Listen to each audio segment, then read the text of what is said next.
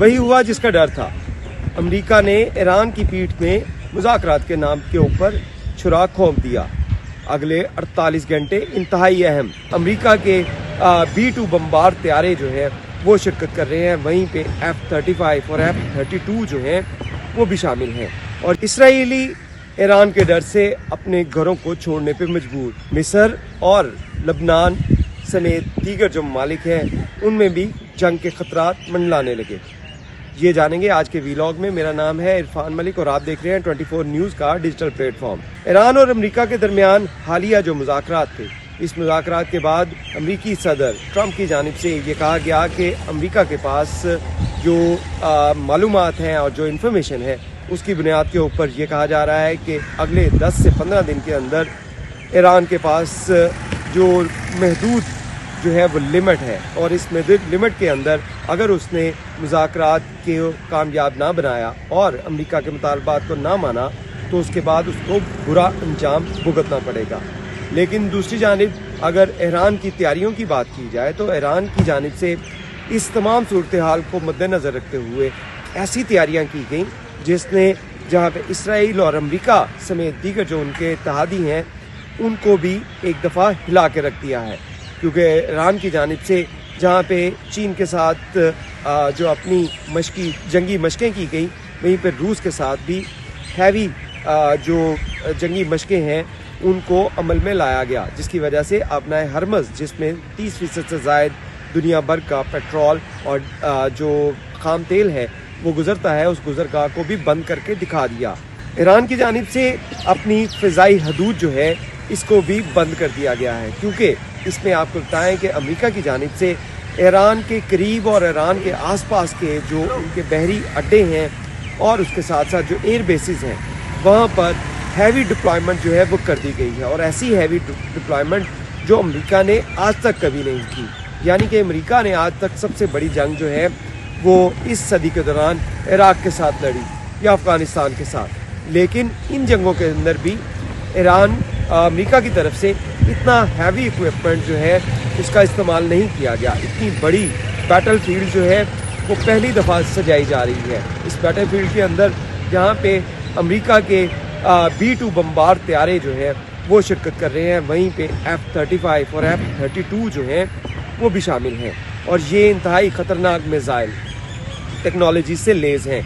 जो कि ज़मीन के अंदर जाकर अपनी सलाहियत दिखाते हैं। और आपने गुज़िश्ता जो ईरान और अमेरिका की जंग देखी थी, जो 12 दिन की जंग थी, इस दौरान F-32 और B-2 जो बम्बार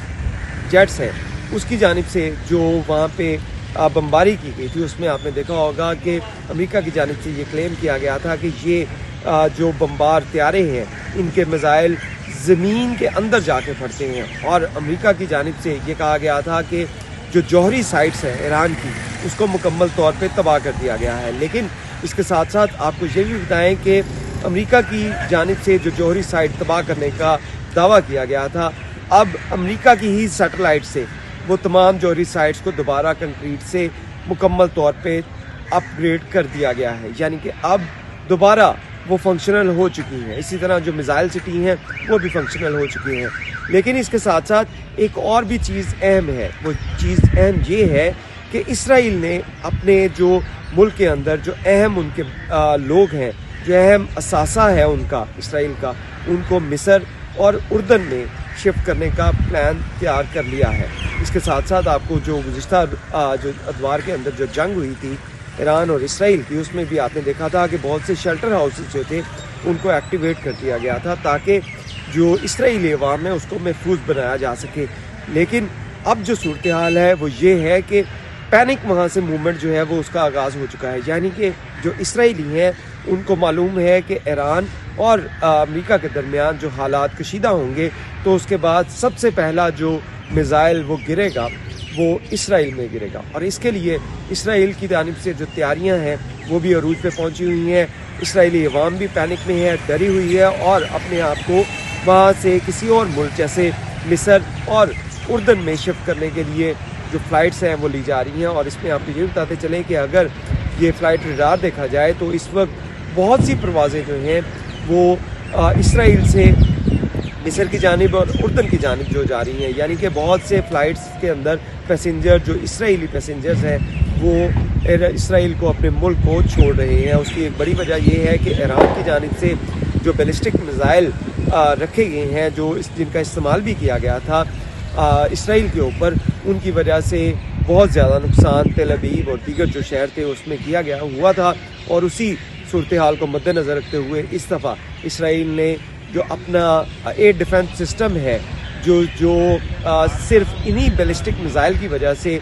ایرو 3 اور ایرو 4 یہ 2026 میں اس نئے ڈیفنس سسٹم کو ایکٹیویٹ کیا گیا ہے۔ اور یہ ایرو 4 کے بارے میں اگر بتائیں تو یہ جو آئرن ڈوم جس کو کہا جاتا تھا پہلے، ایک آئرن ڈوم جس میں جو چھوٹے چھوٹے راکٹس یا دیگر جو میزائل ہیں اس کو روکنے کے لیے وہ استعمال کیا جاتا تھا، یہ بھی اس سے لیٹسٹ فارم ہے، یعنی کہ ایرو 4 اس وقت دنیا کے اندر جدید ترین ایئر ڈیفنس سسٹم ہے جو اسرائیل نے ایکٹیویٹ کر دیا ہے، اور اس کے ساتھ ساتھ لیزر گائیڈڈ جو ایکٹیویٹ کیا ہے ڈیفنس سسٹم، تاکہ کوئی بھی میزائل اگر اسرائیل کی طرف آئے گا تو اس کو فضا میں تباہ کرنے کے لیے یہ جو میزائل سسٹم ہے، جو ڈیفنس سسٹم ہے، یہ کام کرے گا۔ لیکن اس کے ساتھ ساتھ جو ایران کے پاس بیلسٹک میزائل ہیں جو کہ